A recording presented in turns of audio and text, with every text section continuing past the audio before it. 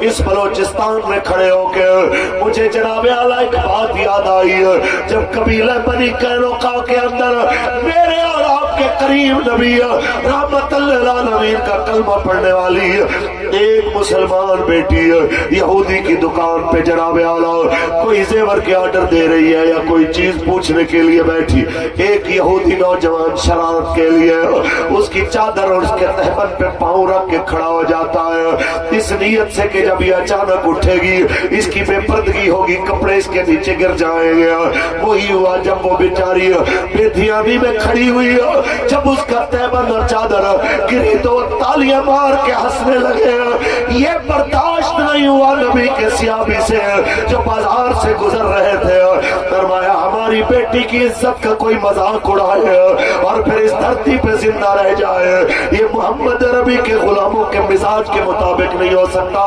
तलवार उठाई और उसकी गर्दन कलम कर दी। सुनो बलोचो, आज इसीलिए लब्बैक वाले आपके दरवाजे पे रोते हुए ये पैगाम लेके आए हैं। कभी एक बेटी की खातिर, एक बेटी की आबरू की खातिर, उसकी चादर के तहफ़्फ़ुज़ की खातिर अकेले उस नौजवान को नहीं मारा जिसने उसकी चादर के ऊपर हमला किया या उसको तालियां बजा के जनाब आला उसका मजाक उड़ाया, बल्कि मेरे और आपके नबी ने 15 दिन मुहासरा किया और कबीले बनी कैनुका को निकाल दिया वहां से।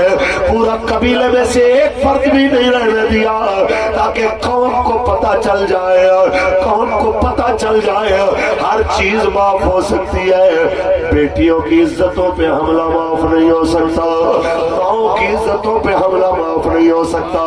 हम बस इतना कहना चाहते हैं जहाँ पे ये कहा जाए क्योंकि ये मेरा है, क्योंकि ये मेरी पार्टी का है, क्योंकि ये मेरे इदारे का है, क्योंकि ये हमारा मातहत है, इसने किया है, इसको सजा नहीं मिल सकती है। खुदा की इज्जत की कसम, अगर रसूलुल्लाह का दीन तख्त पे होता तो फिर यूं ना होता जिस तरह यहाँ पाकिस्तान में हम देख रहे हैं ताफिया सिद्दीकी जैसी बेटी बेची जाती है, हुक्मरान बेगैरत बन के तमाशाई बन के बैठे रहते हैं, कोई इस पे आवाज नहीं उठाता, बड़े बड़े इक़्तिदार वाले तमाशाई रहते हैं और डॉक्टर शाजिया की इज्जत पे हमला होता है, सब तमाशाई बने रहते हैं। जनाब आला कोई बात करने को तैयार नहीं होता और अगर कोई आवाज उठाए तो आगे से मुक्के लहरा लहरा के वो लानती जो मुर्दार हो गया, वो जिसका मुंह भी आखिर में देखने के काबिल न रहा, वो मुशर्रफ ये कहता हुआ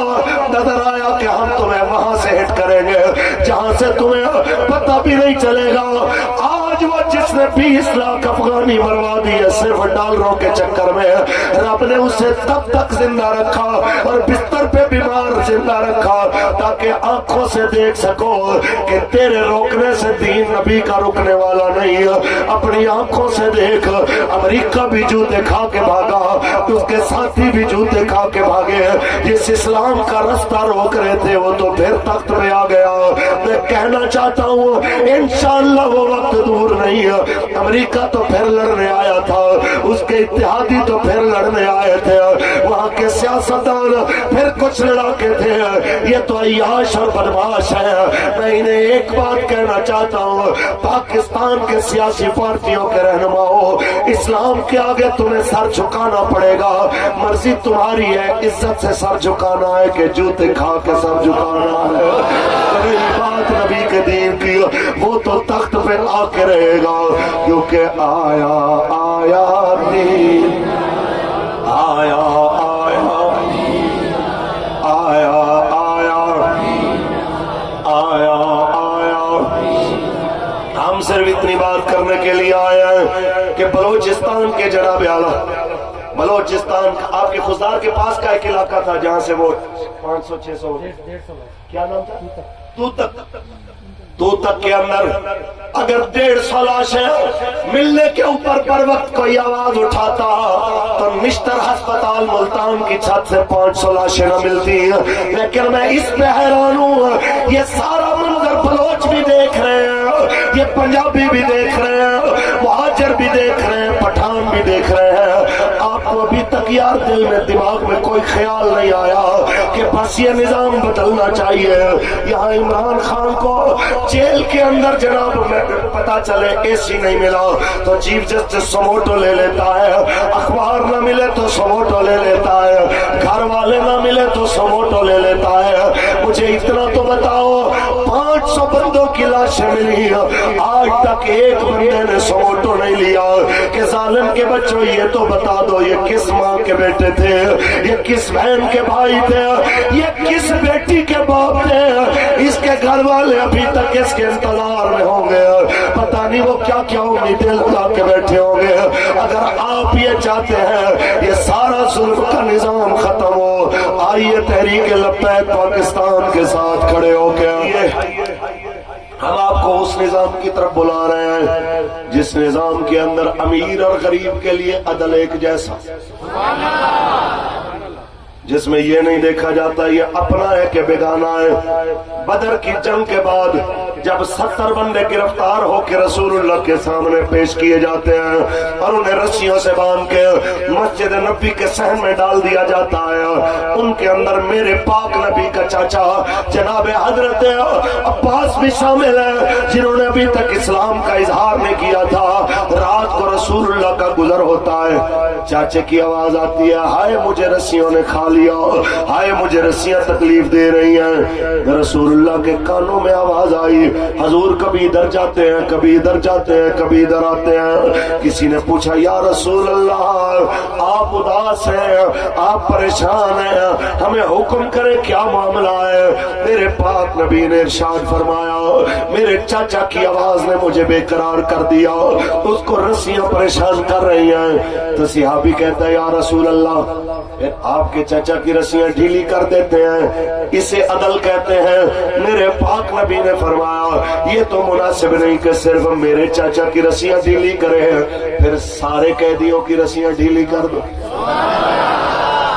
तवज्जो है, इस अदल से इन्हें परेशानी है।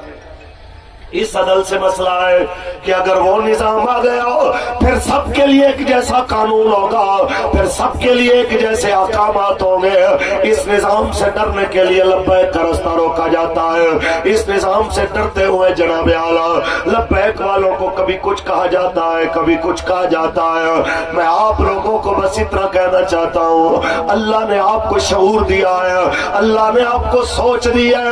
कब तक आप इन बदमाशों के नीचे में रह गए?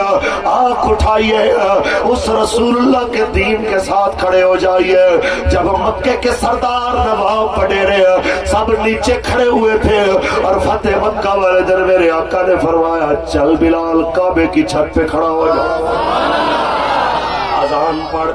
तब उस वक्त कहने वाले ने मुशरिकीन मक्का में से किसी वडेरे के बच्चे ने कहा आज अगर मेरा अब्बा जिंदा होता ये मंजर देख के मर जाता कि आज हम नीचे हैं और ये काले रंग वाला यहाँ ऊपर खड़ा होकर आज़ानें पढ़ रहा है, आज ये मंजर देखता तो जनाब मर जाता। बस मैं इतना कहने के लिए आया हूँ कि आप उन तमाम वडेरों सरदारों को कह दीजिए मूतू बिग़ैज़िकुम, अपने गुस्से में मर जाओ, खुद चल चल के मर जाओ। अब हुजूर का दीन तख्त पे आके रहेगा, आंख तुम्हें नीची करके बात करनी पड़ेगी दीन के आगे, इसलिए कि हुजूर का दीन जिस चीज को हराम करेगा हराम रहेगी, जिसे हलाल करेगा हलाल रहेगी। जब दीन नबी का सूद को हराम करेगा उसे दुनिया का कोई सरदार वडेरा, कोई जज वकील, कोई सदर वजीर आजम, कोई आर्मी चीफ, कोई जनरल कर्नल उसे हलाल नहीं कर सकता। जब मेरे पाक नबी ने जुए को हराम किया, जब मेरे पाक नबी ने किसी की इज्जत पे हाथ डालने को मना किया, किसी की जुर्रत नहीं उसे हलाल करे जिसे नबी ने हराम किया। इस रास्ते पे आएंगे तभी जाके जनाब आला, तभी जाके तमाम मामला दुरुस्त होंगे। कहते हैं मौलाना देखें तो सही, आपके साथ खड़े तो हो जाएं, लेकिन जनाब देखें ना यूरोप नाराज हो जाएगा, अमेरिका नाराज हो जाएगा, हमारी मईशत कमजोर पड़ जाएगी, कर्जा नहीं लेंगे तो जनाब आला निजाम कैसे चलेगा। मैंने कहा मैं तो हुआ मौलवी, मैं बात करूं तो तुम्हें गुस्सा आएगा। अल्लामा इकबाल से पूछ, दाढ़ी वाले की बात समझ ना आए तो दाढ़ी मुंडे की बात पूछ। بتائیے علامہ اقبال یہ کہتے ہیں سود کے بغیر گزارا نہیں، یہ کہتے ہیں کہ سودی نظام کے بغیر ہمارا ملک چل نہیں سکتا، ہمارے معاملات نہیں چل سکتے۔ اقبال کہتا ہے کہ یہ بینک، یہ ورلڈ بینک، یہ آئی ایم ایف، یہ جتنے بھی یورپ کے سرمایہ دار، یہ تم نے اپنے لیے بت بنا لیے، اپنے لیے خدا بنا لیے، اور پھر اوپر سے کلمہ پڑھ کے ڈھونگ بھی یہ رچاتے ہو کہ تم مسلمان بھی ہو۔ جو مسلمان اندر سے ہوتا ہے پھر اس کو دنیا کی باتوں کی پرواہ نہیں، اپنے مالک کے احکام کی پرواہ ہوتی ہے۔ بتوں سے تجھ کو امیدیں، خدا سے نو امیدی، بتوں سے تجھ کو امیدیں، خدا سے نو امیدی، مجھے بتا تو صحیح اور کافری کیا ہے، مجھے بتا تو صحیح اور کافری کیا ہے۔ اور ہمارے اوپر کس لیے بادشاہ غصے ہیں؟ اقبال کہتا ہے اسی خطا سے عتاب ملوک ہے مجھ پر، اسی خطا سے عتاب ملوک ہے مجھ پر، کہ جانتا ہوں مالے سکندری کیا ہے، کہ جانتا ہوں۔ یہ کوئی اور نہیں بتائے گا، یہ مسجد کا مولوی بتائے گا جو روز جنازے پڑھاتا ہے، صرف یہی بتا سکتا ہے کہ پاکستان کی بیٹیاں بیچ کے، پاکستان کے جناب اعلیٰ چنے بیچنے والے، چائے بیچنے والے، وہی جناب اعلیٰ انگریزوں کو 5,000 ڈالر میں بیچ کے جب مشرف خود مرتا ہے تو جناب اعلیٰ کوئی پیسہ اس کے ساتھ قبر میں نہ ساتھ نہیں جاتا، کوئی روپیہ اس کی جان نہیں بچا سکتا، کوئی روپیہ اس کو آخری وقت میں دنیا کا بہت سارا لشکر اس کے جنازے میں لاکھوں لوگ نہیں لا سکتا، کوئی جناب اعلیٰ پیسہ اس کے بگڑے چہرے کو اچھا چہرہ بنا کے دنیا کے سامنے دکھا نہیں سکتا۔ اسی وجہ سے ہم کہتے ہیں پیسہ سونا مٹی اگر دین کے مقابلے میں آئے گا تو سونا اور مٹی ہمارے نزدیک ایک برابر ہوگا۔ ہمارے نزدیک کوئی سب سے قیمتی چیز ہے وہ محمد عربی کی ناموس اور رسول اللہ کا دین ہے، جو دین کمزوروں کو طاقتور کے برابر حقوق دیتا ہے، عدل کے حقوق کو ایک برابر ہے، عبادت کے حقوق کو ایک برابر ہے، معاملات کے حقوق کو ایک برابر ہے۔ آپ میں سے کون کون چاہتا ہے کہ نبی کا دین تخت پہ آئے؟ سبحان اللہ۔ تاجدار ختم نبوت، تاجدار ختم نبوت۔ یہاں پہ سب سے بڑا مسئلہ ہے یہ جو مشرکین مکہ کے بڑے بڑے سردار انہوں نے اظہار بھی کیا، انہوں نے کہا بات بھی آپ کی ٹھیک ہے اور ہیں بھی آپ یونیک اور سب سے علیحدہ ہے، لیکن ایک معاملہ ہے جس کی وجہ سے ہم آپ کی بات نہیں مان سکتے۔ آپ کہتے ہیں کہ غلام بھی ایک صف میں کھڑا ہوگا، مالک بھی ساتھ کھڑا ہوگا، آپ کہتے ہیں نوکر بھی ساتھ کھڑا ہو کے نماز پڑھے، اسی کعبے کے اندر اس کے ساتھ کندھے سے کندھا ملا کے اس کا مالک بھی نماز پڑھے، بلال بھی ساتھ نماز پڑھے، اس کو پیسے دے کے آزاد کروانے والا ابو بکر بھی کندھے سے کندھا ملا کے نماز پڑھے۔ یہ نظام برداشت نہیں ہو سکتا۔ جب یہ نظام کسی کو برداشت نہیں ہے تو پھر مجھے بتائیے کہ اس دور کے مشرکین مکہ میں اور اس دور کے نام نہاد مسلمانوں میں کلمے کے علاوہ کوئی اور چیز کا فرق ہے؟ کوئی فرق نہیں۔ عادتوں میں سیم عادتوں میں ایک جیسے ہیں، صرف کلمے کا فرق ہے کہ بس یہ زبان سے دعویٰ کرتے ہیں۔ اور اقبال کہتا ہے خرد نے کہے بدیا لا الہ تو کیا حاصل، دل و نگاہ مسلمان نہیں تو کچھ بھی نہیں، خرد نے کہے بدیا۔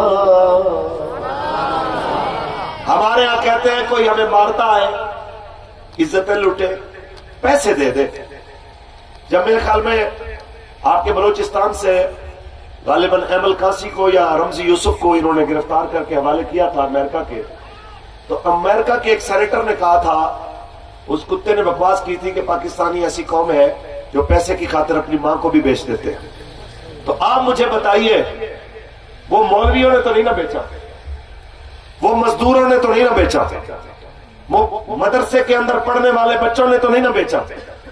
تو آپ مجھے بتائیے، اس جملے کو غلط کرنے کا اور جھٹلانے کا وقت آنا چاہیے کہ نہیں آنا چاہیے؟ آنا چاہیے۔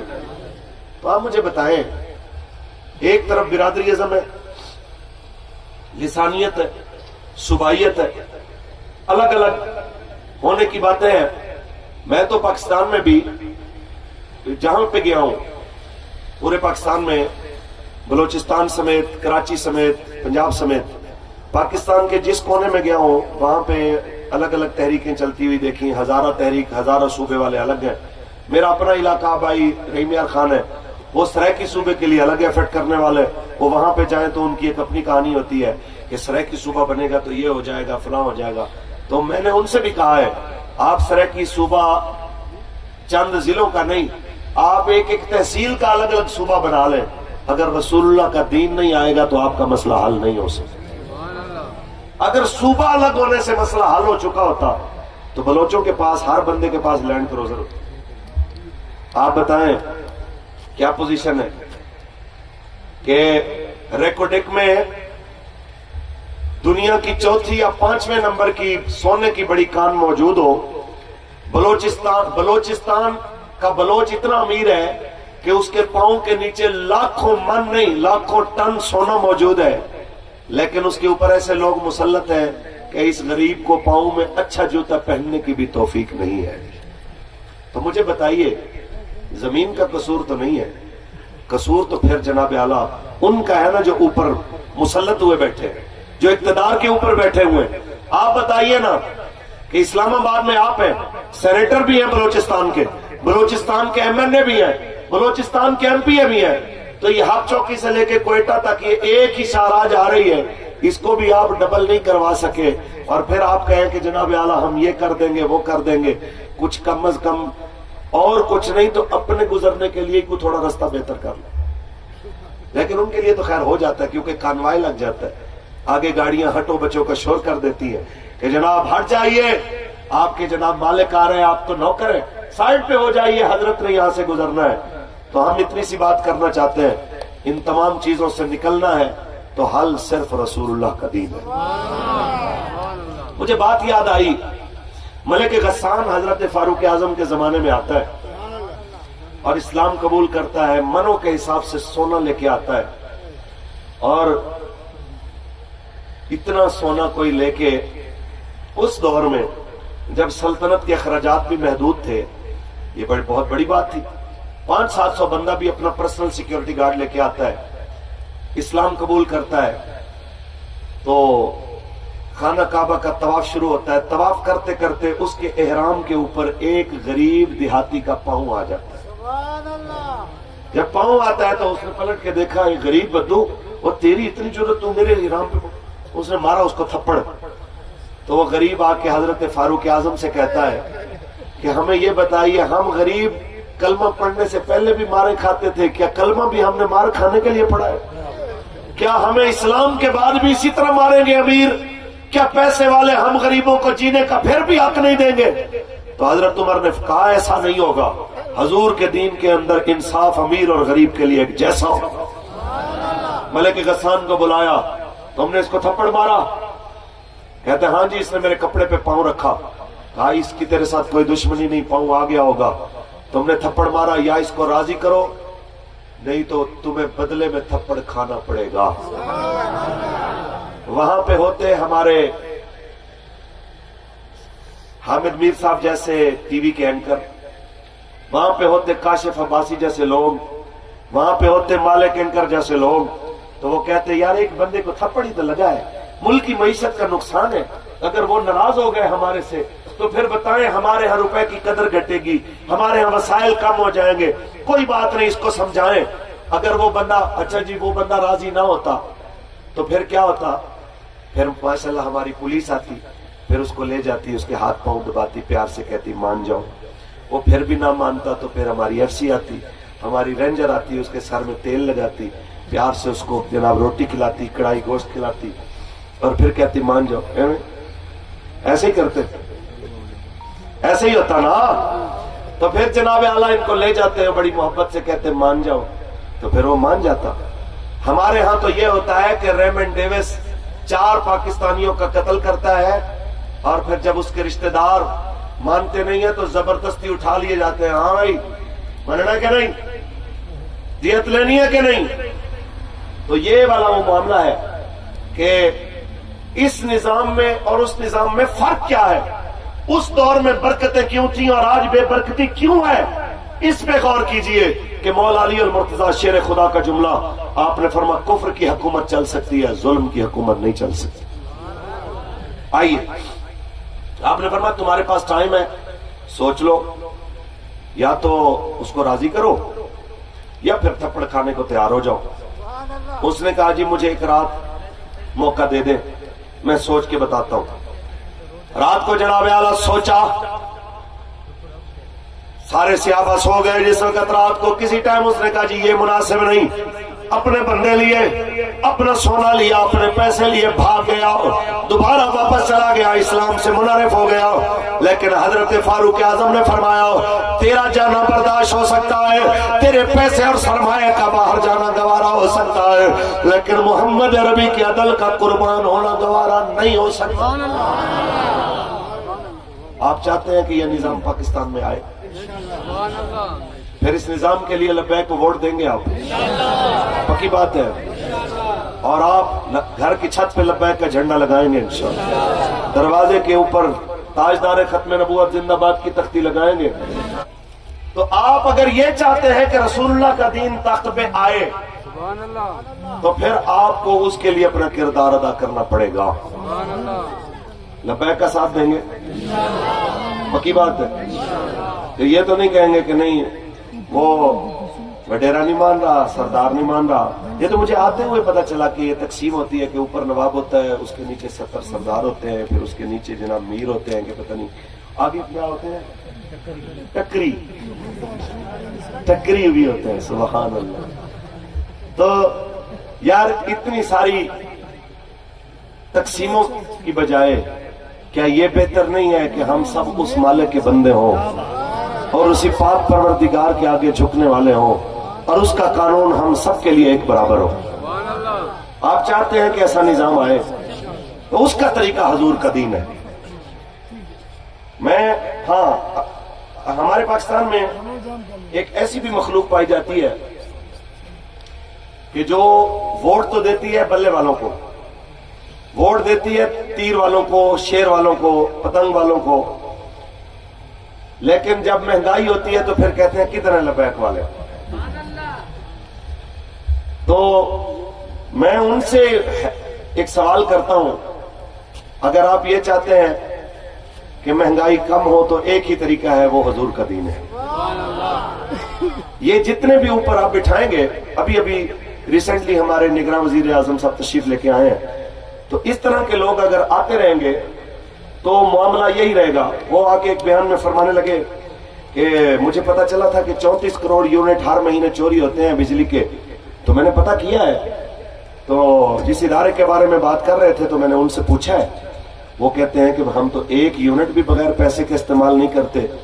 تو مجھے اس کا بیان سن کے نا ہنسی آ گئی۔ میں نے کہا چور جس کو لے کے آئے ہوں وہ چوروں کی انویسٹیگیشن کرنے لگ جائے تو پھر یہی بیان ہو سکتا ہے۔ یہ آپ نے انویسٹیگیشن اگر کرنی ہے یا اس پہ لگانا ہے تو وہ تو آپ کو ایک خوددار کے مزدور کو لگائے نا، جس بیچارے نے 15,000 پورا مہینہ محنت کر کے کمایا ہو اور آپ اس کو 18,000 بجلی کا بل بھیج دیں، وہ آپ کو بتائے گا کہ چوری کہاں کہاں ہو رہی ہے اور یہ روکی کیسے جا سکتی ہے۔ باقی آپ کا روکنا تو بالکل ویسے ہے۔ وہ ایک بادشاہ تھا، تو جب بھی کوئی بندہ اس سے مانگنے کے لیے جاتا نا اور کہتا کہ جی اللہ کے نام پہ کچھ دے دو، میں آپ کی رعایا ہوں، آپ کا جناب شہر کا باسی ہوں، شہری ہوں، تو وہ اپنی تاج کو اتارتا اور یوں کر کے نا اس میں ہاتھ پہ ہاتھ پھیرنا اور کوئی بال وغیرہ اس کے ہاتھ میں آ جاتے تو کہتا ہے کہ اس کو اتنی اشرفیوں کی تھیلیاں دے دو. وہ ایک مسکین چلا گیا, کہتا ہے کہ میرے گھر میں بہت فاقے ہیں, مہربانی کریں میری مدد کریں. تو اس نے قانون اور آئین کے مطابق اپنے تاج کو اتارا اور سر پہ ہاتھ پھیر کے کہتے یار کوئی بال نہیں آیا. تو اب بال ہی نہیں آیا تو میں آئین سے ہٹ کے تو تمہاری مدد نہیں نہ کر سکتا. اس نے کہا جی میں بڑی دور سے آیا ہوں, میرے بچے ہیں, کچھ مہربانی کریں. اس نے کہا پھر ٹرائی کرتے ہیں. اس نے پھر ہاتھ مارا, کچھ نہیں. تیسری بار کہتا ہے بیٹا میں نے 3 بار سر پہ ہاتھ پھیرا, ایک بال بھی نہیں آیا, تو میں آئین سے ہٹ کے تو تیری بیٹا مدد نہیں کر سکتا. کوئی سر سے بال اتر کے آئے گا تو میں اس کے مطابق تمہیں اشرفیوں کی تھیلیاں دوں گا. تو مسکین کہنے لگا جان کی امان پاؤں تو بادشاہ سلامت ایک بات کہوں, ضرورت مجھے ہے, بچے میرے بھوکے مر رہے ہیں, اور سر پہ آپ ہاتھ پھیریں گے تو بال کیسے آئیں گے؟ مجھے ایک موقع دینا, میں ٹرائی کرتا ہوں. آپ کے سر پہ ایک بال رہ جائے تو پھر بات کیجئے گا. تو میں بات وہی کہنا چاہ رہا ہوں کہ آپ تلاشی لینے کے لیے جب بیٹھے, جن کو لے کے ہی بدماش آئے ہیں, جن کو لے کے ہی چور آئے ہیں, تو آپ چوروں کی کب سے انویسٹیگیشن کرنے لگے؟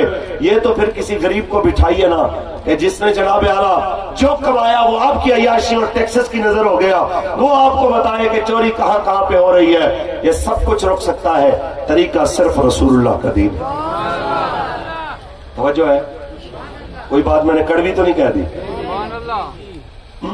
وہ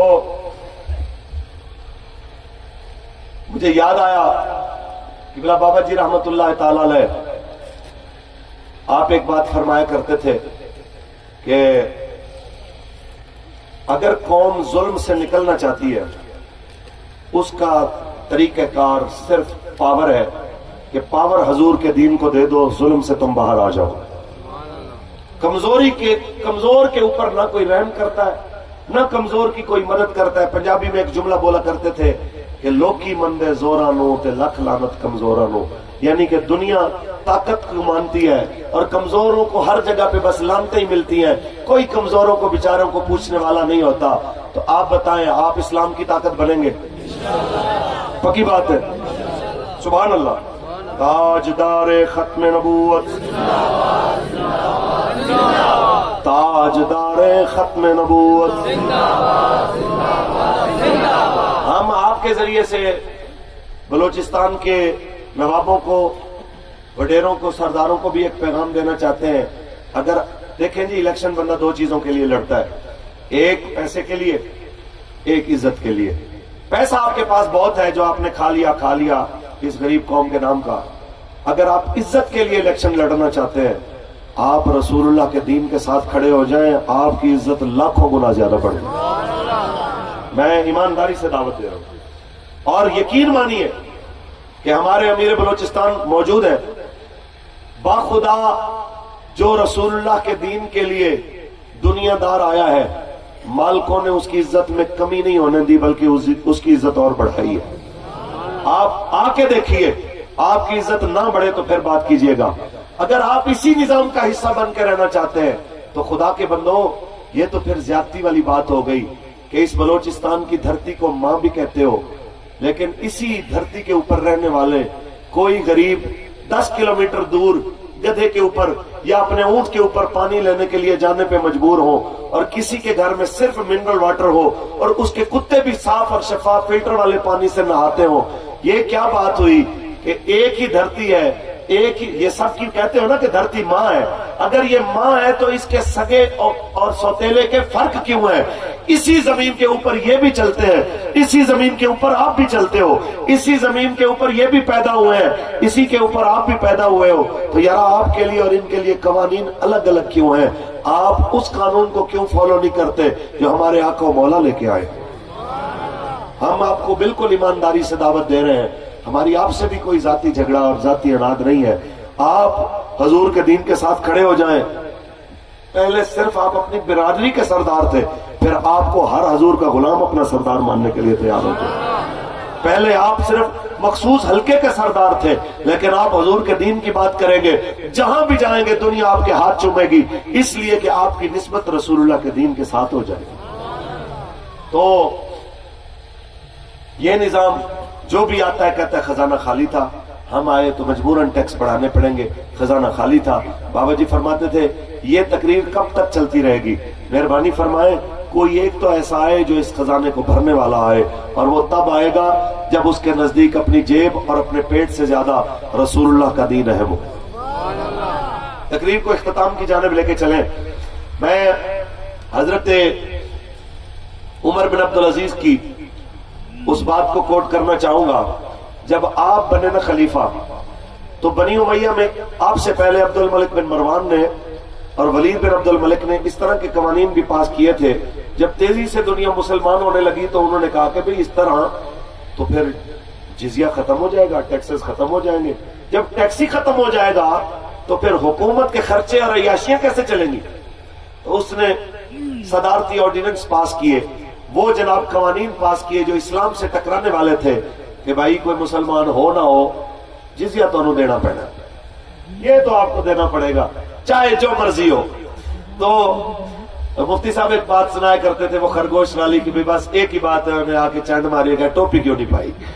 तो बस वो बात हो कि उसने कहा जो मर्जी हो जाए जिजिया तो आपको देना पड़ेगा, चाहे आप इस्लाम कबूल करो या ना करो। ये जुल्म चलता रहा। जब फारूक आजम जब हजरत उमर बिन अब्दुल अजीज का दौर आया तो आपने फरमाया तमाम कवानीन को हजूर के दीन के ताबे कर दिया जाए। जब ये खत गवर्नर मिस्र को पहुंचता है तो वो खत पढ़ के आगे जवाब देता है, हजरत जी अगर आपके कहने पे अमल किया जाए तो फिर यहाँ के जो काफिर कलमा पढ़ना चाहते हैं तकरीबन मिस्र का अक्सर हिस्सा मुसलमान हो जाएगा, फिर टैक्सेस तो नहीं इकट्ठे होंगे। सुनिए एक मुसलमान बादशाह क्या जवाब लिखता है, कहता है अल्लाह ने मेरे नबी को टैक्स इकट्ठा करने वाला, महसूल इकट्ठा करने वाला बना के नहीं भेजा।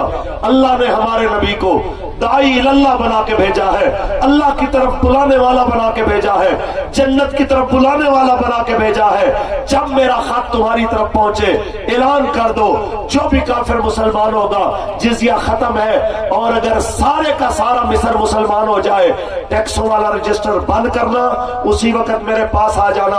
हमें टैक्स नहीं चाहिए, हमें हजूर का दीन चाहिए। तो आप बताएं 2.5 साल के अरसे में ये बरकतें आती हैं कि 2.5 साल में 7 सूबों से ज़कात जाती है। तो फिर जिसके घर में गरीब समझ के दस्तक देते हैं कि ये ज़कात ले लीजिए, मांगने के लिए कतारों में नहीं आते, दरवाजे पे दस्तक होती है ये ले लीजिए, तो वो अंदर से चंद सिक्के और लेके आता है, कहता है ये मेरी तरफ से भी है, आपको कोई जरूरतमंद मिले तो ले जाइए, उसे दे देना। 2.5 साल के अंदर ये माहौल बदल सकता है। जब ज़राए अबलाग भी नहीं थे, जब तेज सवारियां भी नहीं थी, जब नशरियाती इदारे भी नहीं थे, तो अब तो ये सारा कुछ मौजूद है। एक ही चीज की जरूरत है, वो हुजूर का दीन है, तख्त पे लाए और इस बिरादरी अज़म से बाहर निकले।